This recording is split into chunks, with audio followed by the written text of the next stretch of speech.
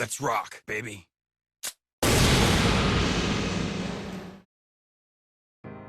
Se presenta ante nosotros una mujer de 52 años sin antecedentes mórbidos o enfermedades de base conocidas. Viene porque menciona que hace varios meses se siente débil de manera generalizada. También ha sentido una evidente intolerancia a las temperaturas frías y ha subido de peso. Corresponde hacer el examen físico para ver si encontramos algo de utilidad. Y vemos que se le ha caído el pelo, condición llamada alopecia. Además, su lengua está más grande de lo normal y con un aspecto fornida, llamada macroglosia. También vemos mixedema, que explicaré qué es eso más adelante. También al probar los reflejos de sus tendones profundos, vemos que este reflejo es más lento de lo normal, conocido como signo de Voltmann. Al tomar sus signos vitales, vemos que tiene una frecuencia cardíaca de 55 latidos por minuto, un poco por debajo de los 60, que es considerado como el mínimo normal. Su presión arterial es de 100 milímetros de mercurio durante la sístole y 70 durante la diástole, también por debajo de los valores considerados normales de 120 y 80, respectivamente. Todo lo anterior suena como una historia muy probable de hipotiroidismo, por lo cual debemos examinar el funcionamiento de las hormonas tiroideas, midiéndolas en un examen de laboratorio. Todo lo relacionado con el sistema endocrino y las hormonas de cada órgano en particular estará incluido en otros videos del canal, por lo que no nos centraremos en esos detalles en este momento. Vemos que los niveles de la hormona T4 en el plasma sanguíneo de la paciente son de 0.31 nanogramos por decilitro, debajo del rango normal de 0.9 a 2.3, y tiene una TSH de 31 microunidades por mililitro, por encima del rango normal de 0.5 a 5. Ahora vamos a ir explicando todo lo que le pasó a la mujer para finalmente hacer un diagnóstico. Como todo en el área de la salud, para tener una idea de qué está ocurriendo con las personas enfermas, hay que tener cierto conocimiento previo.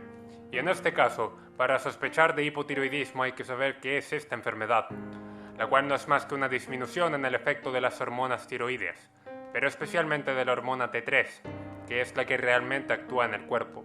Esto puede tener varias causas, pero primero hay que entender qué es lo que hacen las hormonas tiroideas normalmente en una persona sana, para lo cual habrá un video dedicado a la glándula tiroides y las hormonas asociadas a esta.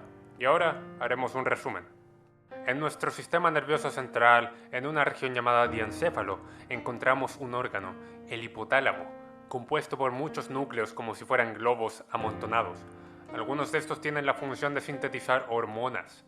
Ahora nos importa la TRH, la hormona liberadora de tirotropina, la cual ante determinados estímulos viajará hasta un órgano que se encuentra por debajo del hipotálamo, la hipófisis, donde provocará que este último libere la hormona TSH, u hormona estimulante de la tiroides. Como dice su nombre, viajará a través de la sangre hasta la glándula tiroides, ubicada en el cuello, para hacer que ésta libere dos hormonas más, la T4 y la T3. La T4 es mucho más numerosa, pero como ya dije, la T3 es la que realmente realiza los efectos deseados por el estímulo que comenzó todo. Pero no hay que subestimar a la T4, pues a partir de una enzima especial, la cual le quita uno de los 4 átomos de yodo a la T4 para que pase a tener 3, y de esa forma obtener T3, es relevante señalar que de toda la T3 que hay circulando por el plasma sanguíneo, dispuesto a realizar su función, el 80% proviene de la T4, por lo que esta hormona también es muy importante. Hablando de funciones, la T3 se encarga de actuar en varios órganos dentro del cuerpo, pero a modo general, su misión es aumentar la tasa metabólica basal, o en otras palabras, aumentar el consumo de oxígeno y energía en el cuerpo. De esta forma, se logran efectos en muchos órganos.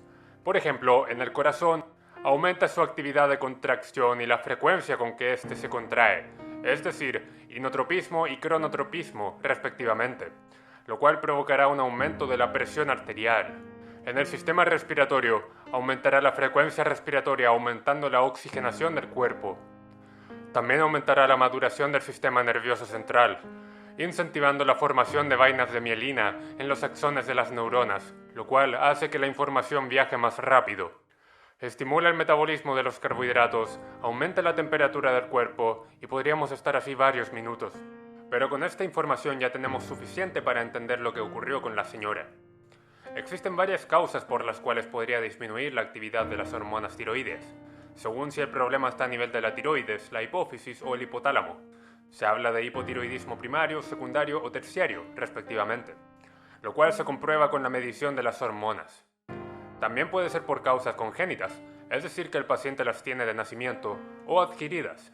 Pero la causa más frecuente de hipotiroidismo primario adquirido, por lo menos en aquellas regiones del mundo donde no hay un déficit de yodo en la dieta, bioelemento esencial para crear hormonas tiroideas, es la tiroiditis de Hashimoto, enfermedad autoinmune, es decir, que el cuerpo genera autoanticuerpos, anticuerpos que nos atacan a nosotros en vez de algún microorganismo externo, y en este caso, atacan ciertos componentes de la tiroides necesarios para formar T3 y T4, por ende, disminuirán los niveles de estas hormonas. Esta disminución provocará precisamente todo lo contrario a lo que ellas hacen en una persona normal, lo cual traerá además complicaciones, que es todo lo que vemos en esta señora. El hecho de que sea mujer ya es importante, pues la prevalencia del hipotiroidismo es mucho mayor en mujeres que en hombres, y específicamente en el caso de la tiroiditis de Hashimoto, es de 7 a 1 en Estados Unidos, y principalmente en aquellas mujeres de entre 30 y 50 años. La debilidad generalizada, la poca resistencia al frío y el aumento de peso tienen que ver con la disminución de la tasa metabólica basal, producto de la disminución de la función de la T3. En cuanto a lo observado en el examen físico, nos damos cuenta de que la enfermedad se encuentra en un estado avanzado, no excesivamente pero sí de bastante tiempo de evolución, comprobado por la presencia de mixedema, que es una situación donde, debido a la disminución del metabolismo de los carbohidratos que realiza la T3 normalmente, se empiezan a acumular en la capa reticular de la dermis, o sea en la piel, un tipo de polisacáridos conocidos como glucosaminoglicanos, carbohidratos que componen parte importante de uno de los 4 o 5 tejidos básicos de nuestro cuerpo, el tejido conectivo. Debido a que los glucosaminoglicanos son expertos en captar agua, se empieza a formar una hinchazón o edema en la piel, que al principio es más notorio en las piernas y se caracteriza por ser un edema sin fobia, es decir, duro, resistente al tacto debido al origen de la formación.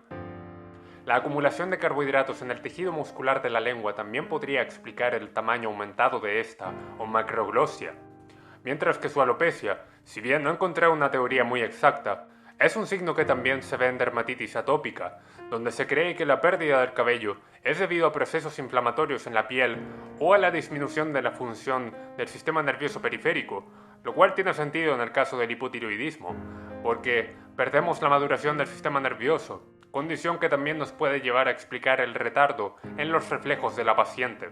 Lo último que vimos fue la disminución de las funciones del corazón, y esto ocurre porque en el corazón la T3 aumenta el número de un tipo de receptores específicos, llamados beta-adrenérgicos, lo cual permite que las sustancias que interactúan con estos receptores puedan actuar aún más, pues tienen más receptores a los cuales unirse, y dicha unión provocará los efectos cardiovasculares que mencioné inicialmente. Y ante una disminución de T3 ocurren los efectos contrarios, ya que no hay un aumento de receptores. Hay que ver las concentraciones de las hormonas tiroideas, pues solo así vamos a poder definir dónde está el problema. Y en el caso de la paciente, vemos que la T3 está disminuida, mientras que la TSH está aumentada. Esto significa que el hipotálamo y la hipófisis están bien, y siguen cumpliendo su función como de costumbre, y el problema lo tiene la tiroides.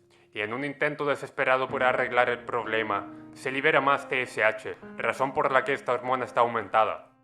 Ahora solo queda definir cuál es el problema específico que afecta a la tiroides, y como dije al principio, lo más frecuente es la tiroiditis de Hashimoto, suponiendo que la señora vive en un país donde no hay deficiencias de yodo, por lo que hay que buscar la presencia de anticuerpos tiroideos, donde principalmente podemos encontrar dos en este tipo de pacientes: anticuerpos antiperoxidasa tiroidea y anticuerpos antitiroglobulina, que básicamente son anticuerpos que atacan dos diferentes elementos necesarios para la formación de T3 y T4. En el caso de esta mujer, efectivamente tenía estos anticuerpos, por lo que podemos diagnosticarla con hipotiroidismo por tiroiditis de Hashimoto. Para tratarla, hay que darle levotiroxina, que es T4 sintética, con el objetivo de que existan reservas de esta hormona para poder crear T3, que es la que realmente cumple la función biológica. Para esto se deben monitorizar los niveles de TSH, que en este caso están aumentados, y una vez iniciado el tratamiento, se debe ir comprobando los niveles de TSH de 4 a 6 semanas, y si todo está bien, se empieza a extender el tiempo de control de la paciente hasta que deba verse una vez al año. Ojo, que hay que ver situaciones adicionales en el tratamiento, como el embarazo, enfermedades de base, la edad y en fin, ver caso a caso. Así finalizamos esta historia. Espero que les sirva y nos vemos en otro video.